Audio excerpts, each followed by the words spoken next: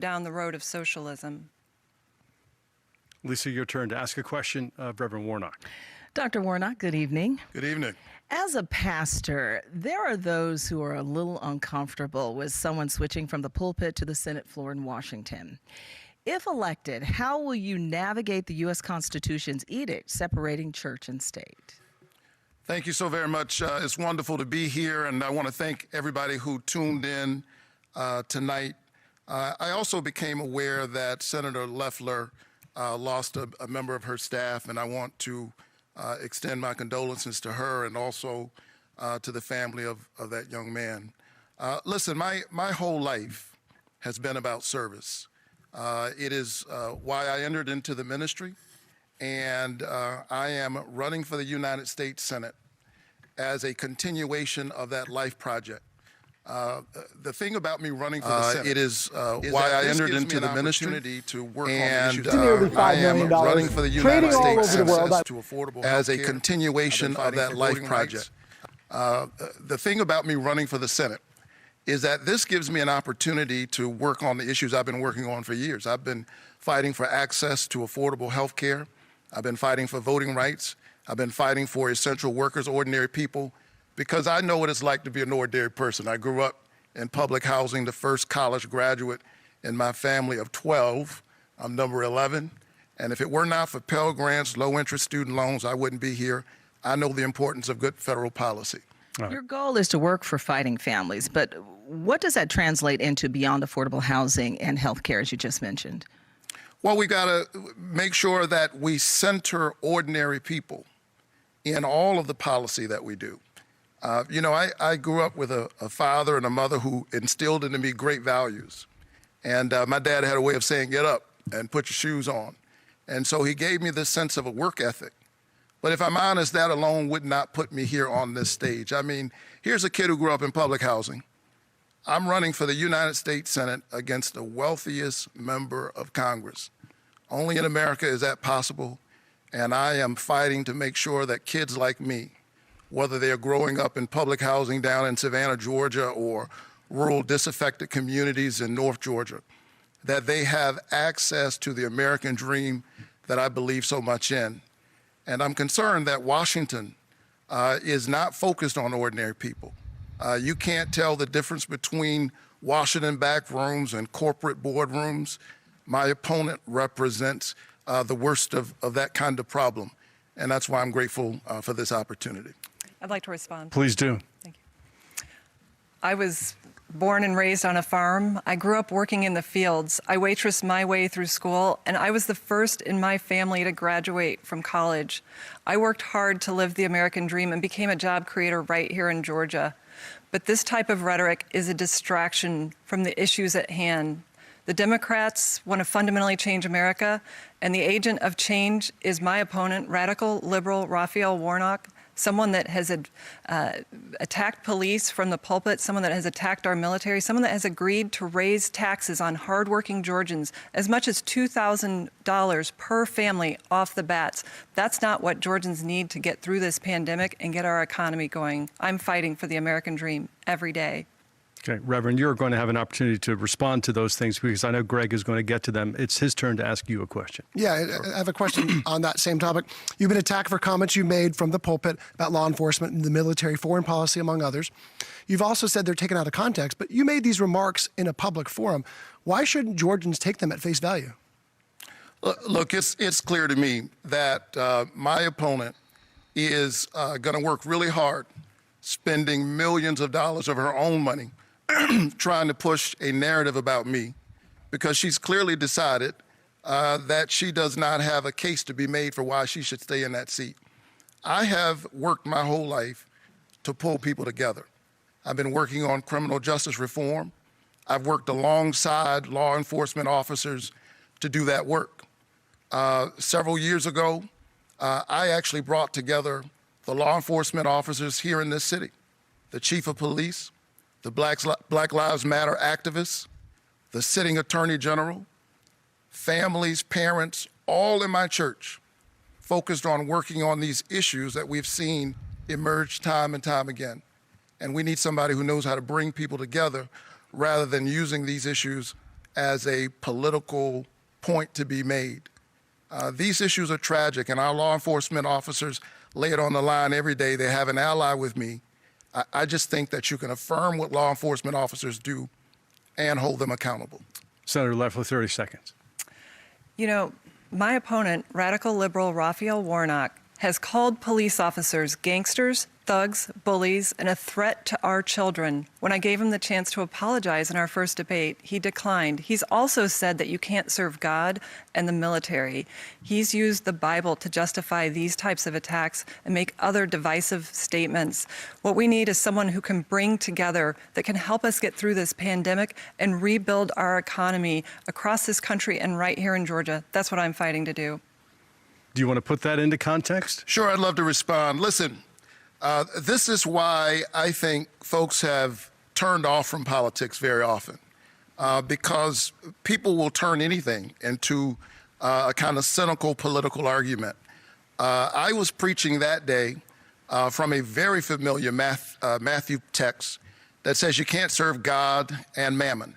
It was a sermon about a moral foundation for everything that we do, and that when you have everything in order, that actually makes you a better soldier. It also makes you a better senator. And had Kelly Loeffler listened to the sermon rather than trying to make a cheap political point, she would not have used her advantage as a U.S. senator to make millions on a pandemic while playing it down to the people she was supposed to be representing. Lisa, I'd like to respond. Oh, go ahead, please.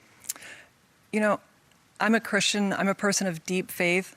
I don't need a lecture from someone who has used the Bible to not only justify attacking our military. That's not in Matthew 6:24. It doesn't say you can't serve the military and God. But he's also used the Bible to justify abortion. I cannot stand by and let Georgians not know who my opponent is, how radical his views are, and how he would fundamentally change our country. He's out of step with Georgia's values. All right. In the second round, you'll get a chance to ask questions of each other. Lisa has one last question here for Senator Loeffler. Senator Loeffler, good evening.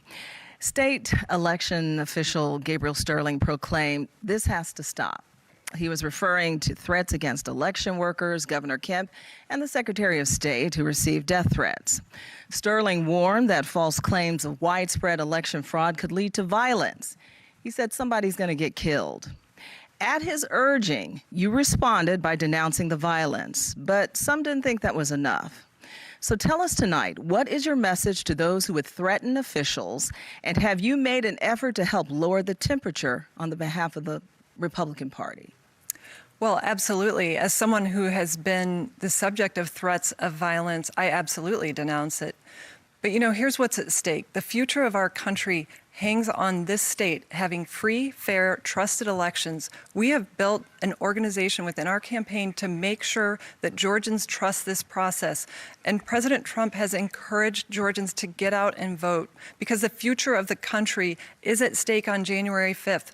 We need folks to trust the process because that's what makes our democracy possible right here. We've got to get to the bottom of these investigations that have started too late. There's 250 investigations, including into Raphael Warnock's voter registration organization for the second time for trying to register voters in New York. That doesn't represent the voice of Georgia. I'm going to fight to make sure that we hold officials accountable for carrying out free, fair, trusted elections that are accurate. Reverend, I want to ask you about this election. Much has been made of President Trump's refusal to concede, but 2 years ago, Stacey Abrams refused to concede the governor's race, saying that there was voter suppression. Do you think there was voter suppression 2 years ago? And do you think this election has been fair? Listen, voter suppression is something that happens all across our country. It's happened here in the state of Georgia. But Stacey Abrams did not refuse to acknowledge the fact that her opponent was the governor. Here we are several weeks after the election, and Kelly Loeffler continues to cast doubt on an American democratic election. It's time to put this behind us and get focused on the concerns of ordinary people. While she's playing political games, trying to represent somebody who doesn't live in Georgia, Georgians are wondering when are they going to get some COVID-19 relief. They're wondering who is going to put small businesses in front of the large corporate giants. and they're wondering when are we going to call the people, give the people we call essential workers an essential wage. I want to go to the United States Senate to stand up for ordinary people. And when politicians aren't satisfied with the voters, they try to pick their voters. And that's what's going on right now. May I respond? Please. Radical liberal Raphael Warnock has partnered with Stacey Abrams in these voter suppression conspiracies when in fact we have record turnout in our state year after year. And, you know, it's unfortunate that the focus is on a debate about who won the election when this process is still playing out. And President Trump has every right to every legal recourse. But we also have to make sure that Georgians know that we have a process that works, that their vote is counted, and that no illegal votes are counted. And that's what I'm going to continue to fight for, to make sure that Georgians know everything is at stake in this election, the future of our country, not just the radical ideas of the left, but the radical candidates who would defund the police, who would stand by and attack our military and then withdraw funds that would support Chuck Schumer's defunding of our military by 25%. And I'm going to continue to make sure that we come back from this virus strong. I'm the only candidate qualified to help rebuild our economy and get past this pandemic. All right. We want to get to the point where you can ask each other questions. That does conclude the first portion of this debate. For people just tuning in, you're watching the runoff debate for one of Georgia's 2 U.S. Senate seats. We move now to the second round, where the candidates will ask each other a question. Candidates have 30 seconds to ask a question, 30 seconds to respond to their opponent's answer. Reverend Warnock, you get the first question to Senator Loeffler. Thank you so much. Senator Loeffler, when you received the private briefing regarding the coronavirus pandemic, you dumped millions of dollars of stock in order to protect your own investments. And then weeks later, when there came an opportunity to give ordinary Georgians an extra $600 of relief, you said you saw no need and called it counterproductive. Why do you think it's counterproductive to help ordinary Georgians in the middle of a pandemic? Well, thank you for that question, because I've been completely exonerated. Those are lies perpetrated by the left-wing media and Democrats to distract from their radical agenda. Since I got to the Senate, I've worked hard to deliver relief to Georgians during this pandemic, and I'm continuing to do that.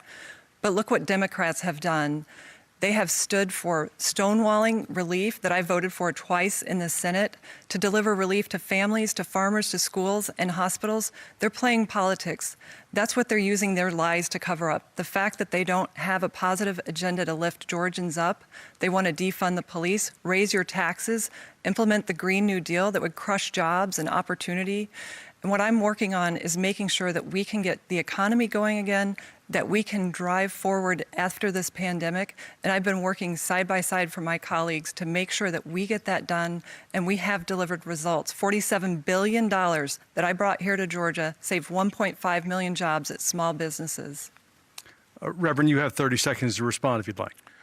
Listen, I do not want to defund the police, and Kelly Loeffler knows it. But she keeps saying this because she wants to distract from her own record.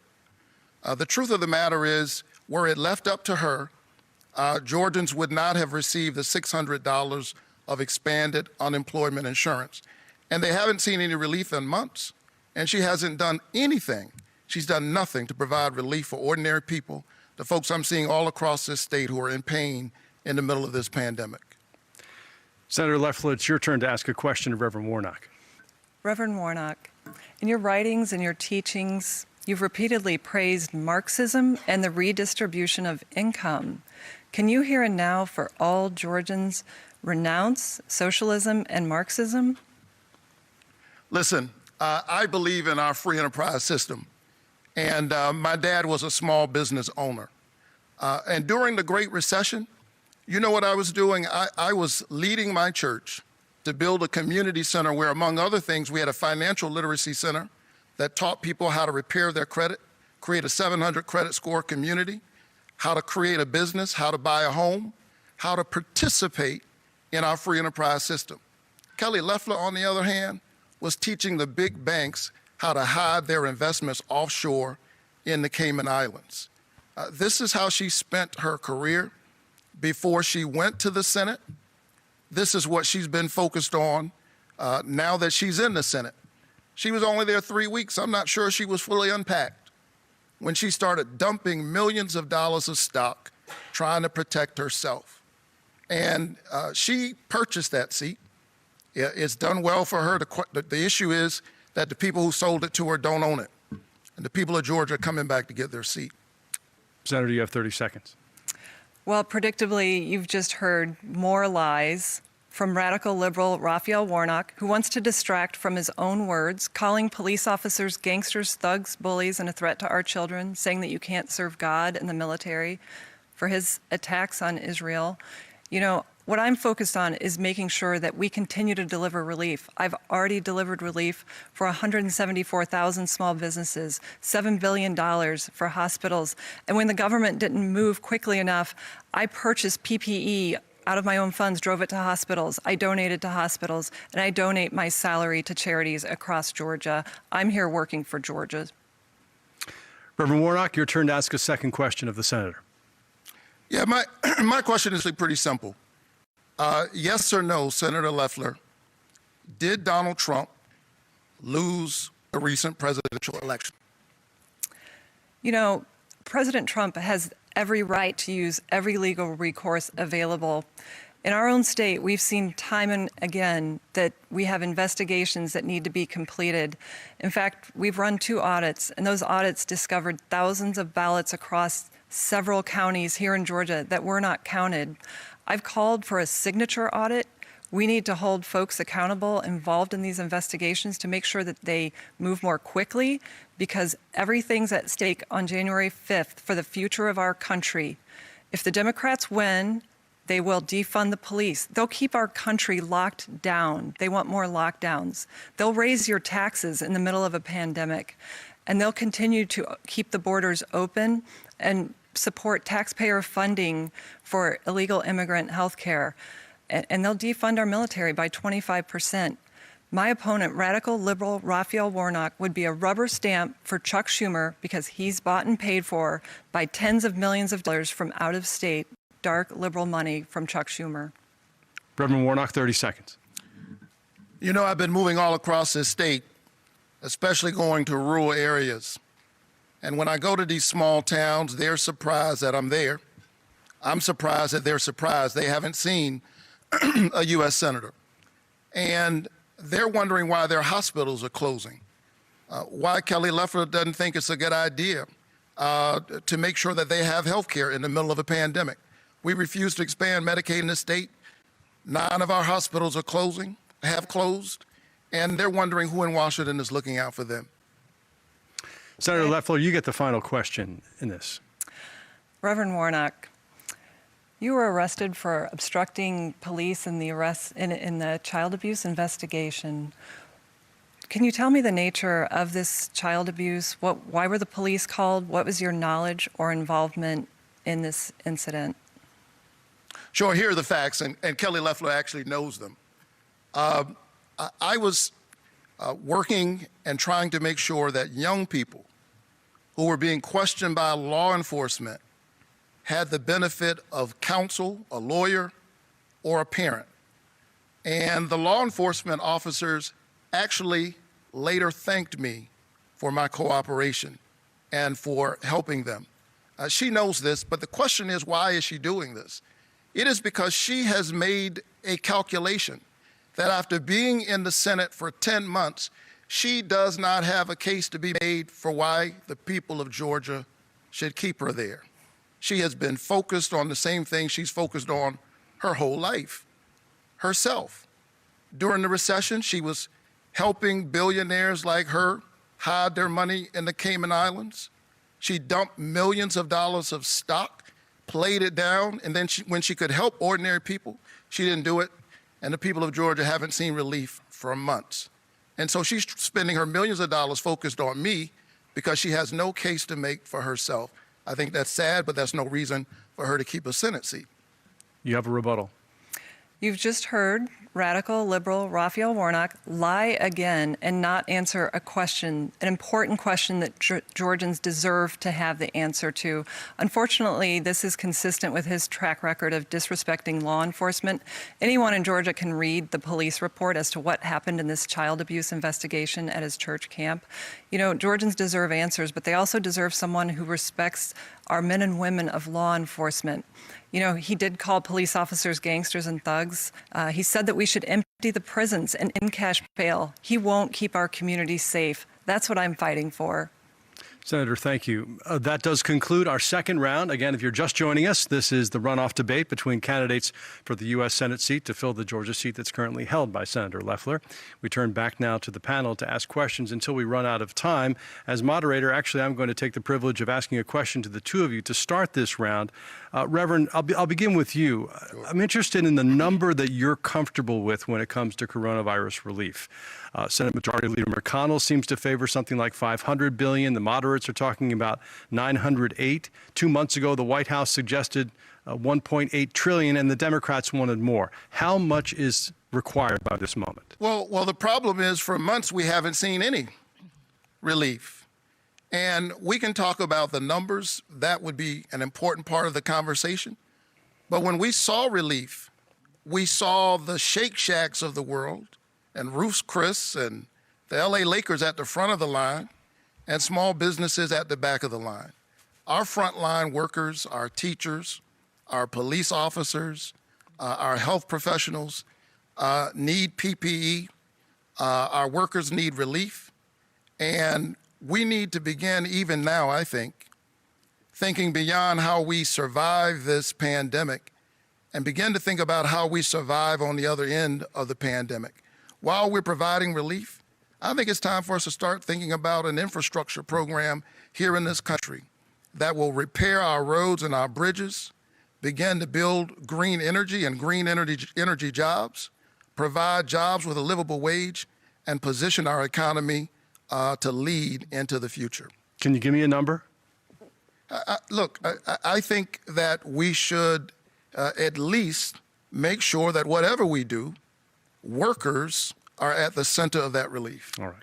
Senator Loeffler, you're in a position to vote on this very soon, perhaps. Janet Yellen has said the country can afford to borrow this money now to get people through this crisis until we're all vaccinated, and that if we don't spend it now, it's going to cost us more in terms of job destruction. Do you agree with that? And what would your number be? What could you live with?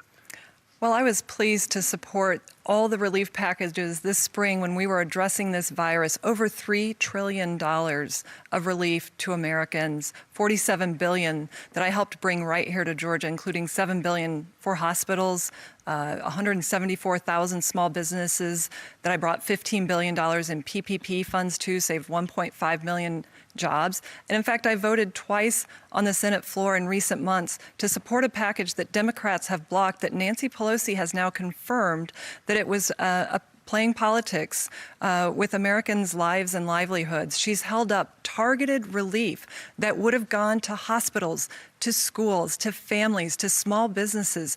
That's what I've been fighting for. That's what the Democrats are holding up.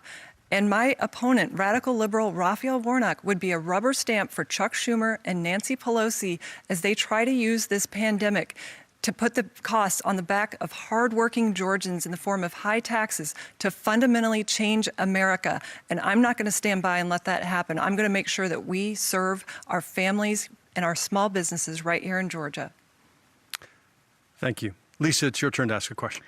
Senator Loeffler, you have called yourself the most conservative candidate in the race. You're also the richest U.S. senator with an estimated net worth of more than $500 million.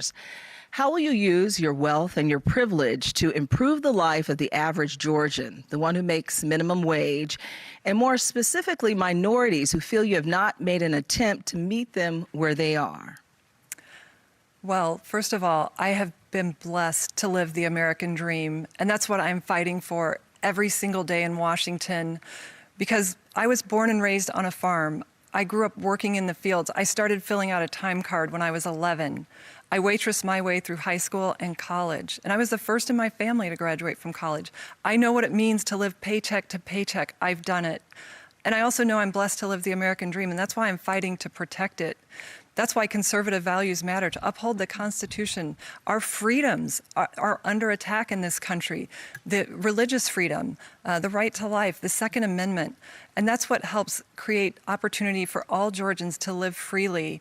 But my opponent, radical liberal Raphael Warnock, is a socialist. He supports policies that would grow our government, bankrupt hardworking families with high taxes. The cost of the Green New Deal on every Georgian family would be $75,000, and taxes would go up $2,000 per family. That's why I'm focused on helping every single Georgian succeed. Have you reached out to minority communities to hear their issues and what they're thinking and what they're feeling? Absolutely. I have built my career based on bringing folks together to lift everyone up. That's what I've done from day one. In fact, I just introduced my prosperity plan that would bring much needed capital, access to capital, to small businesses and minority communities, because our country has failed in that area. That's one way we can help. We can also make sure that we protect school choice. The Democrats would overturn school choice, trapping children, their destiny for education within their zip code. I'm fighting to make sure that we fund school choice and support kids to live their dream, to have that education. But I'm also making sure we keep taxes low. The taxes, the Jobs Act that Raphael Warnock would overturn would raise taxes on single moms making $39,000 with 2 kids. Their taxes would go up 20%. That's not a way to help hardworking families here in Georgia succeed. Greg Bluestein, your turn to ask a question. Yeah, and this next question is for both candidates. We'll start with Reverend. Do you plan to accept a coronavirus vaccine when public health experts declare it to be safe? And if so, how do you plan to persuade the public to take it? Absolutely. When our health professionals tell us that we have a vaccine that works and is effective and safe, I will take it. I will encourage the folks who listen to me, people who are in my church and in the community, to take it. But also I will try to work hard as a senator to make sure that communities that are so often marginalized don't find themselves at the back of the line again, that they have access to the vaccine. So often they find themselves at the back of the line. And I've spent my life standing up, fighting for ordinary people. Kelly Loeffler is trying to misrepresent me because she knows that she has spent the first 10 months, all 10 months of her tenure, thinking about herself. She's the unelected senator of Georgia. She was appointed. The people of Georgia have been disappointed. And they're looking for somebody who will stand up for ordinary people. I've spent my life doing that as a citizen, and I'll do it as a U.S. senator. You have 30 seconds to respond to that before Greg asks this question of you. You know, I have spent every single day working for Georgians. I'm 100% about Georgia. That was my calling to public service. I was blessed to live the American dream, and I want Georgians to live theirs. I was a job creator right here in Georgia. I'm the only person in this race that knows how to help Georgians. I've created jobs. He's never created a job in his life, but yet he's advocated for high taxes that would crush small businesses and families seeking that opportunity. He would take away school choice for kids who want to have that leg up. And he would play politics just as Nancy Pelosi and Chuck Schumer have done, holding up relief for political reasons. And I think that's completely wrong. Greg? Yeah, and a reminder of the question, do you plan to accept the coronavirus vaccine if public health experts say it's safe? And if so, how do you intend to persuade the public to take it? Absolutely. I was with Vice President Pence on Friday at the CDC. I could not be more proud of what we've done this year to deliver relief, but also get cures, vaccines and therapies that are effective. And so I'm going to encourage my fellow Georgians to stay safe, to get that vaccine. And we have a great plan to prioritize those communities who need it most, and we will make sure that that's carried out.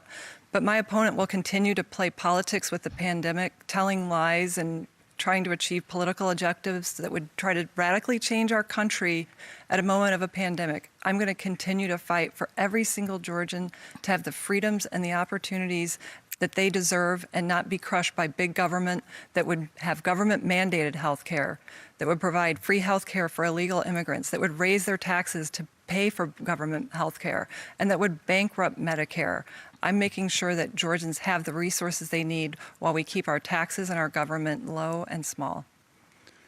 Lisa, it's your turn to ask a question.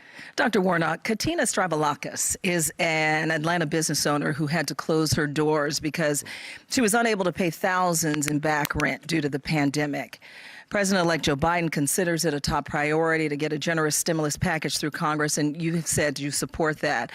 But if you were to speak to Katina, what would you ensure her that you would do in Washington to help her and other business owners get the help that they need? Well, my dad was a small business owner, and so I understand the struggle that small business owners have. And I spent time in my church creating a financial literacy center that helps people to get started. And so I think a good sign of what someone will do in office is what they were doing before they ever went into office. And I've spent my whole career standing up for ordinary people, trying to, in fact, we had a job center in my church, contrary to what Senator Loeffler is trying to suggest. And I have stood up for ordinary workers time and time again. You know, during this pandemic, we call people essential workers. We ought to pay them an essential wage. And we ought to provide small business owners like her the assistance and the support that they need. Kelly Loeffler's out of touch. She's thinking about people who are like her. And I'm okay with the fact that she wants to make money. I just think you shouldn't use the people's seat to enrich yourself. You ought to use the people's seat to represent the people. I'd like to respond. Please do. Look, these are more lies from radical liberal Raphael Warnock, someone that has invited Fidel Castro, a murderous dictator, into his own church, someone that has celebrated anti-American, anti-Semite Jeremiah Wright. You know, he has also said that police officers are gangsters and thugs and refused to apologize for it. He said that you can't serve God and the military. He has actually made sure that we know who he is in his own words. Those aren't my words. I'm working hard to serve Georgians. I've served thousands of Georgians, and I'm so proud to represent this state and help Georgians through this challenging time. Well, Reverend, as I understand it, you were a young man in that church in New York. Would you like to respond to the suggestion that you invited him? There's a lot at stake right now in the middle of this pandemic, and it's too bad that she's engaged in the politics of distraction and division. I never met him. I never invited him. He has nothing to do with me. If you want to know who informs me and my sense of how we engage as people in the economic system, you need look no further than Matthew 25. I'm a Matthew 25 Christian. That's what I am. I was hungry and you fed me. I was thirsty and you gave me something to drink. I was sick and you visited me. Love your neighbor. And for me, that means you don't get rid of your neighbor's health care, particularly in the middle of a pandemic. Greg? May I respond? Go ahead. Look, I'm not going to be lectured by someone that uses the Bible to justify abortion, to attack our men and women in the military. You know, what's happening here is someone who will not own up to their own record of division. He has called on Americans to repent for their worship of whiteness. That's divisive.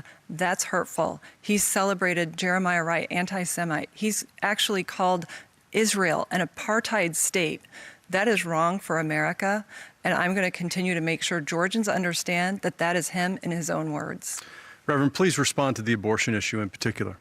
Well, listen, I have a profound reverence for life and an abiding respect for choice. The question is, whose decision is it? And I happen to think that a patient's room is too small a place for a woman, her doctor, and the U.S. government. I think that's too many people in the room.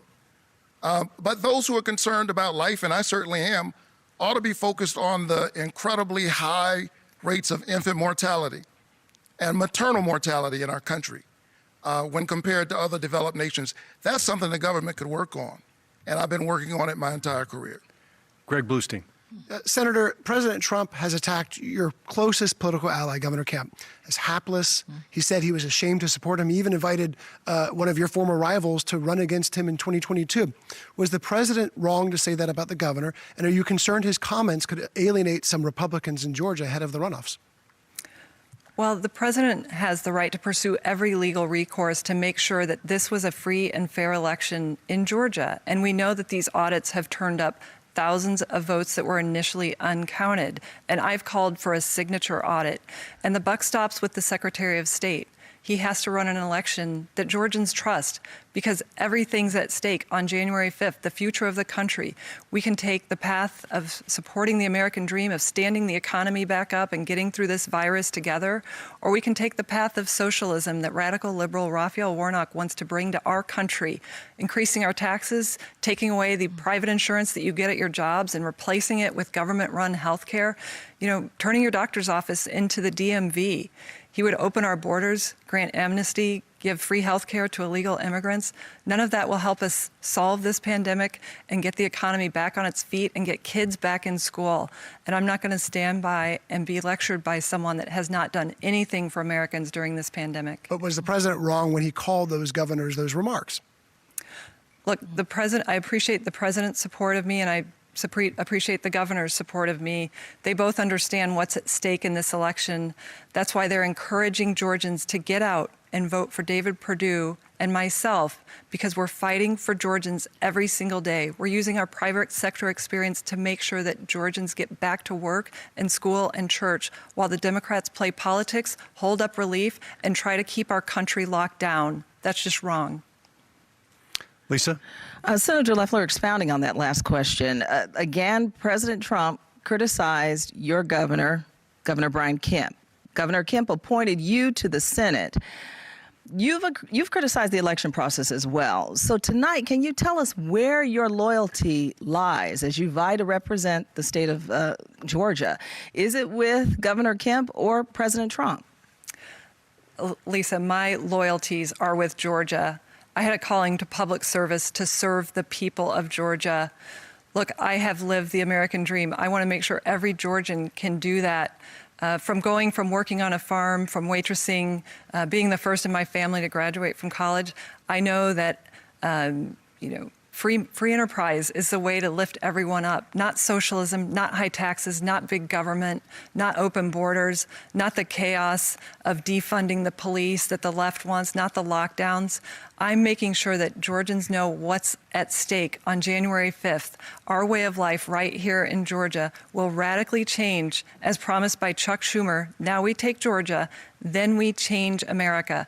That's my number one focus, making sure that Georgians know what's at stake. I have served Georgians every single day. It's been my honor, and I'm going to continue to do that. Well, if everything is at stake on January 5th, that would presume that President Trump has lost. Is that what you're saying? What's at stake is the Senate majority. This will determine who brings bills to the Senate floor.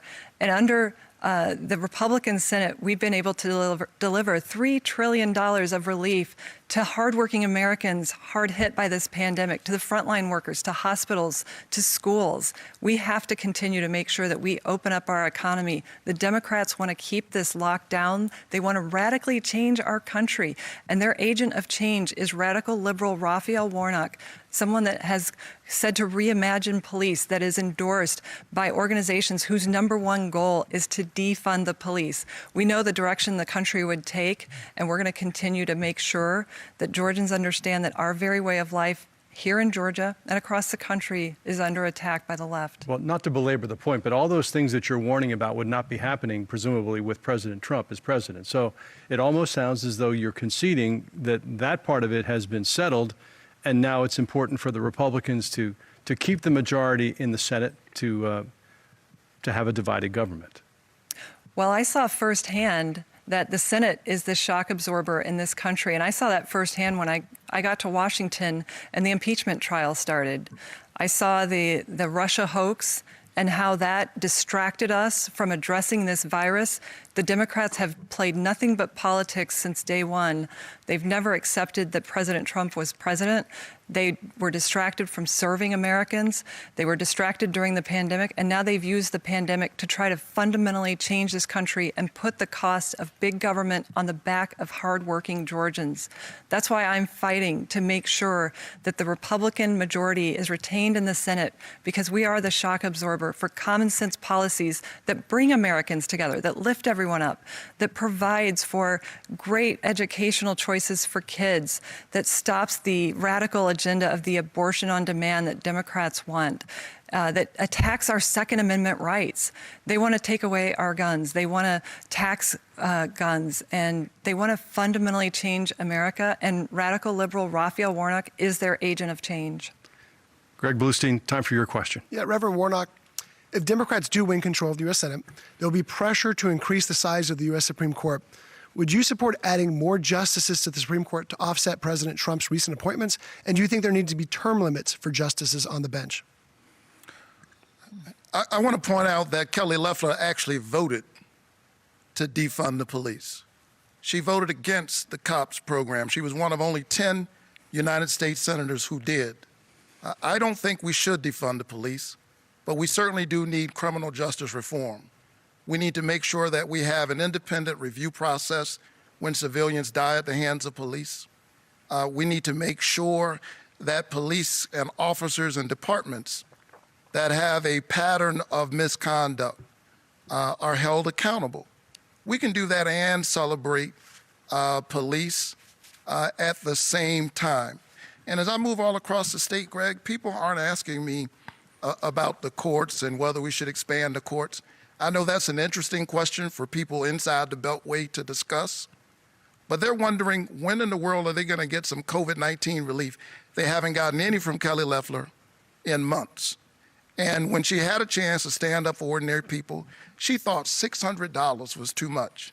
Meanwhile, she was busy dumping millions of dollars of stock, profiting from a pandemic.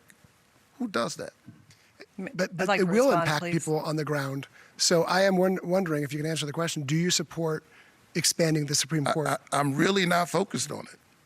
And I think that too often the politics in Washington has been about the politicians.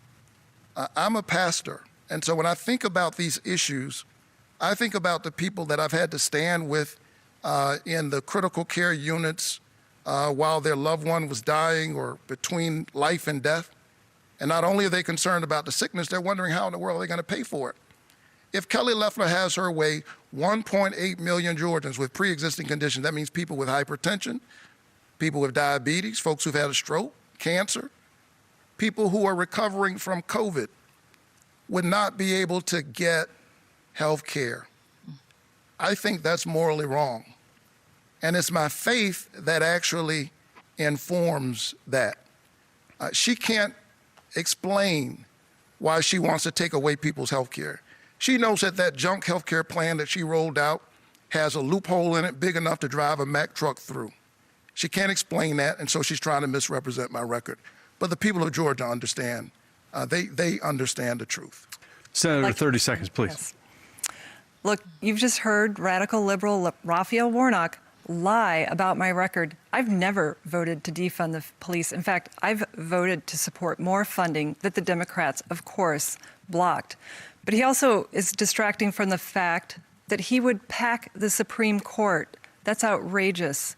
Justice Ginsburg herself said 9 justices is the right number.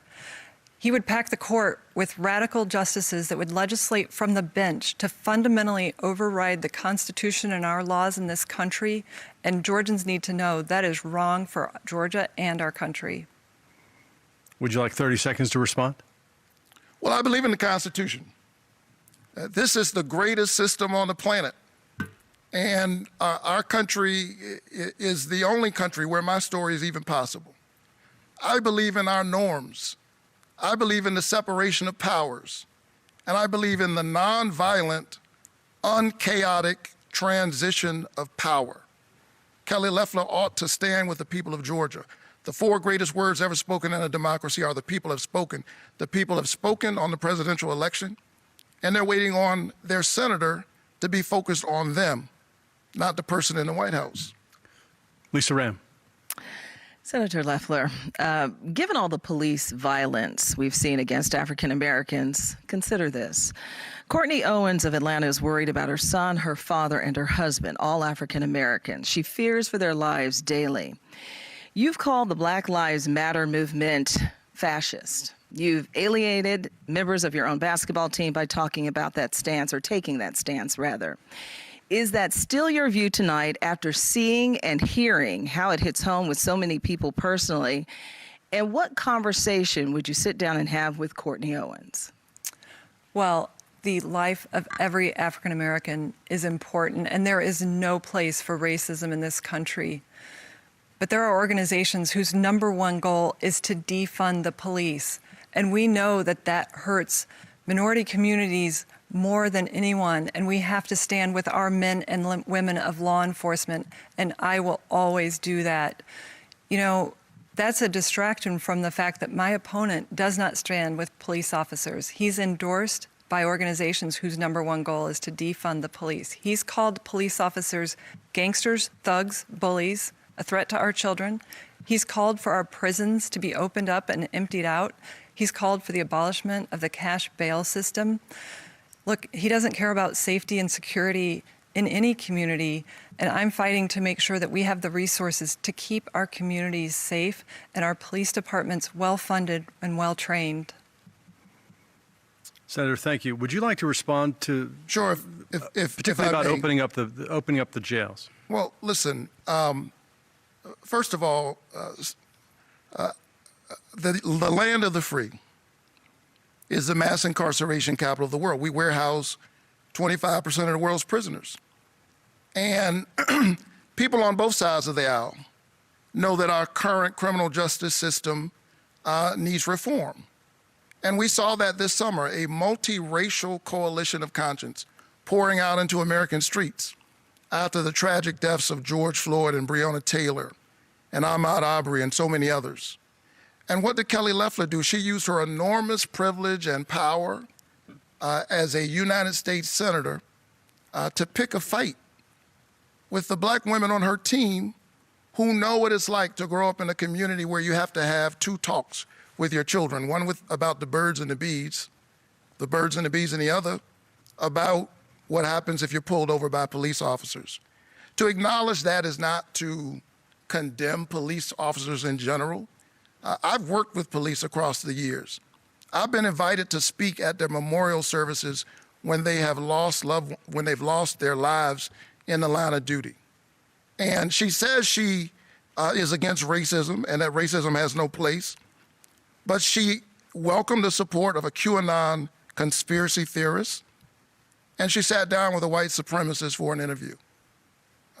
I don't think she can explain that. May I Let respond? let me give you a chance to respond to that, and then we'll have one last question before we get to closing statements, please.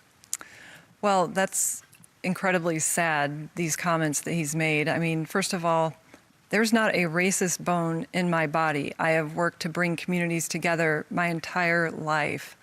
But this is really terrible coming from someone who has divided people continually. He's called on Americans to repent for their worship of whiteness.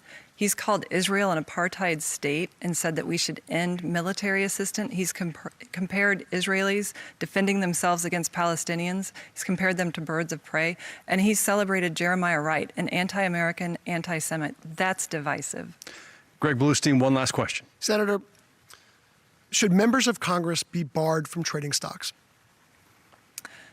Look, what's at stake here in this election is the American dream. That's what's under attack.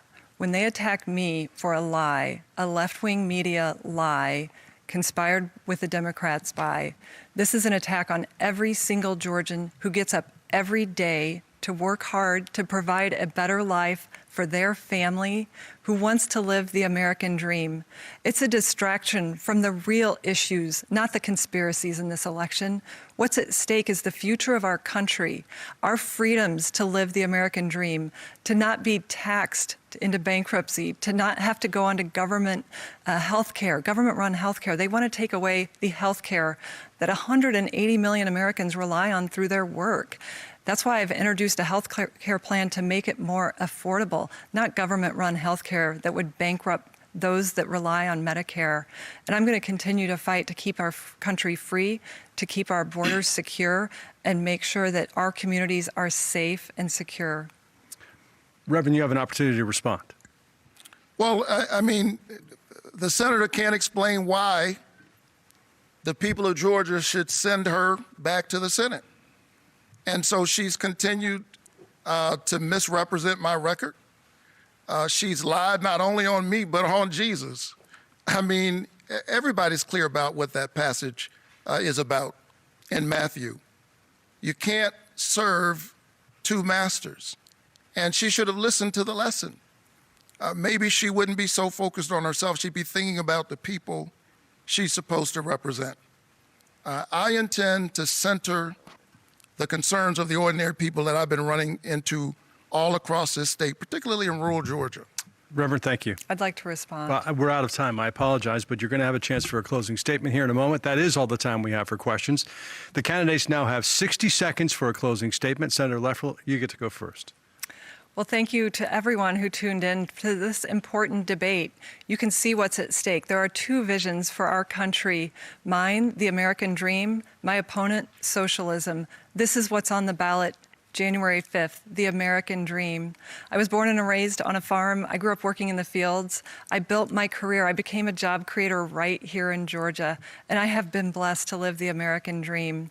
But Chuck Schumer said it best, now we take Georgia, then we change America. They would increase our taxes, open our borders, socialize our health care. And my opponent, radical liberal Raphael Warnock, is his agent of change, someone that has falsely used the Bible to attack our military. The Bible never said that that you can't serve God and in the military. He's attacked our police officers. He wants to fundamentally change America into a socialist country. Well, I'm not going to let that happen. I'm working hard for every single Georgian. I'm Kelly Loeffler. I'm asking for your vote on January 5th.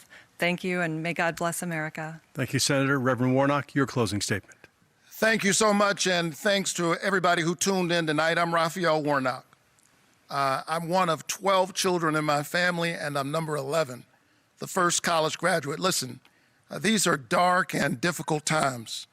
And amidst the thick fog of this pandemic and the economic turndown, even during this season of joy, it's hard for people to find joy. I think about my dad in a moment like this. God bless his memory. He used to wake me up every morning at dawn and said, get ready, get dressed, put shoes on. It was dawn.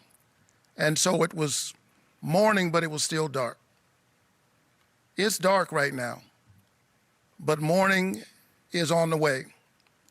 It's our job, Georgia, to put our shoes on and get ready, because there are those who are engaged in the politics of division. They have no vision, and so they engage in division. Tomorrow is the last day to register. Tell everybody you know to make a vote plan, because health care is on the ballot, workers are on the ballot, voting rights is on the ballot, criminal justice reform is on the ballot, and if you give me the honor of representing you in the U.S. Senate, I'll be thinking about Georgia every single day. Thank you very much, Reverend and Senator. Before we conclude this debate, everyone involved in tonight's production sends their condolences to the Loeffler campaign and to the family of staff member Harrison Deal, who was killed in a car accident on Friday. Our thoughts are with the family. They're with you. We're very, very sorry. We'd like to remind voters that Election Day is Tuesday, January 5th. Absentee voting has already begun in Georgia, and early voting in Georgia begins December 14th.